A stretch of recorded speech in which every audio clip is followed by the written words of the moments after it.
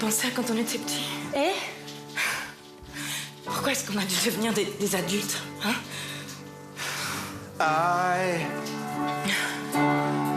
wish you could swim Tiens, yes, je rangerai plus tard. like the dolphins, like dolphins can swim. So nothing will keep us together. We can be them forever and ever. We can be heroes just for one day. Bonsoir Estelle. Bonsoir Mohamed. Vous y étiez hier soir à cette pièce. C'est une maison qui tourne sur le plateau. David Bowie, en fond sonore, Simon Stone nous livre une version très moderne de Tchekhov. C'est donc à voir au théâtre de l'Odéon à Paris. Alors Simon Stone, il a 33 ans seulement et il a déjà une renommée internationale. Il est australien, mais il est né en Suisse et il parle très bien français. Mais pour l'instant, il ne veut pas répondre aux interviews dans la langue de Molière. C'est bien dommage. Il s'accorde encore un an, donc on sera au rendez-vous. Alors vous avez noté cette maison.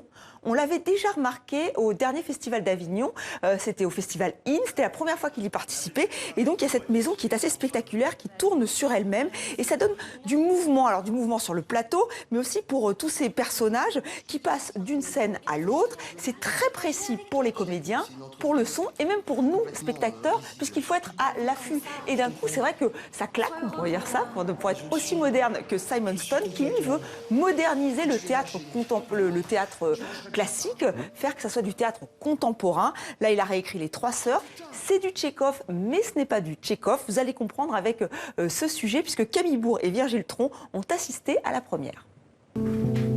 Trois sœurs, n'est-ce pas? C'est ça. Oh mon Dieu, vous saignez assez sérieusement. Oui, ce sont les trois sœurs de Tchekhov, Olga, Matcha et Irina, mais nous sommes en 2017. Putain de Donald Trump. Hashtag point d'interrogation.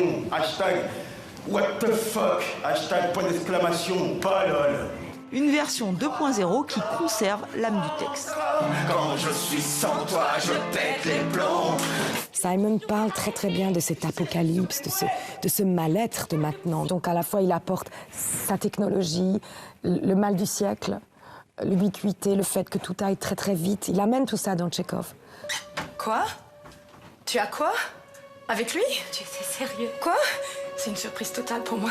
Amira Kazar et Olga, l'aînée, la plus solide. Matcha est toujours mal mariée et Irina, la petite dernière, incarne une jeunesse qui se cherche. Mais où est-ce que ça arrive encore? Est-ce que c'est même possible? Bah, c'est Athènes là en ce moment, c'est Tout ce que j'ai découvert, c'était Starbucks et des clubs privés qui s'appellent Padermeinhof.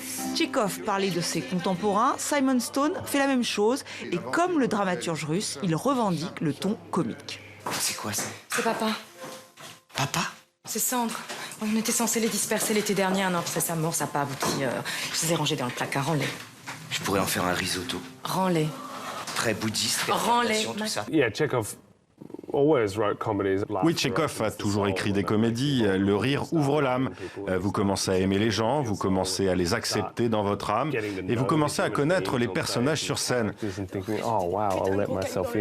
Vous vous laissez aller et à ce moment-là, vous vous laissez convaincre et vous ressentez une perte réelle.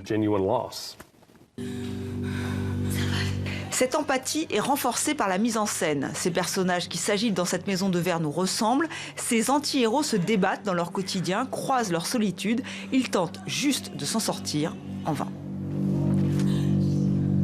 Oui, c'est ça qui est brillant, c'est que Simon Stone, même s'il donne une pièce très moderne, il retrouve la mélancolie chez Tchekhov. Moi, j'avoue que j'ai pleuré, voilà, je le dis. Et donc cette pièce se joue jusqu'au 22 décembre au Théâtre de l'Odéon, puis elle part en tournée en France. Voilà, le théâtre qui procure beaucoup d'émotions, les prix littéraires aussi. La saison n'est pas finie. Estelle, des prix à nous annoncer? Oui, demain, ce sera le Goncourt des lycéens. Mais sachez que le Renaudot des lycéens a été attribué à Kauter Adimi pour Nos richesses. Vous l'aviez reçu dans 64 minutes. Donc, Nos richesses, paru aux éditions du Seuil. Ce roman est un très bel hommage au libraire algérois Edmond Charlot. Il y a aussi le Grand Prix du livre de Montréal qui a été remis au poète québécois René Lapierre pour son recueil Les Adieux, publié aux éditions l'édition des Herbes Rouges. Le jury a salué une œuvre majeure aux allures testamentaires. Et de la musique pour terminer, Estelle, avec une performance Orchestra of Samples a réuni plus de 200 musiciens à travers le monde. Oui, à l'origine du projet, un duo britannique, Addictive TV, Graham Daniels et Mark Vidler ont profité d'une tournée à travers le monde pour aller à la rencontre des musiciens. Ils les ont filmés, puis ils ont samplé leurs morceaux pour créer une nouvelle musique en images. C'est vrai que ce n'est pas nouveau, d'autres l'ont fait avant eux, Asian Dub Foundation ou alors Damon Albarn. Côté français, on pense à Christophe Chassol, mais on ne va pas bouder notre plaisir. C'est vraiment réussi, ça donne envie de danser, puisque ce mélange des instruments africains, asiatiques, occidentaux fonctionne. Ils étaient en concert ce week-end au musée du Quai Branly. On écoute.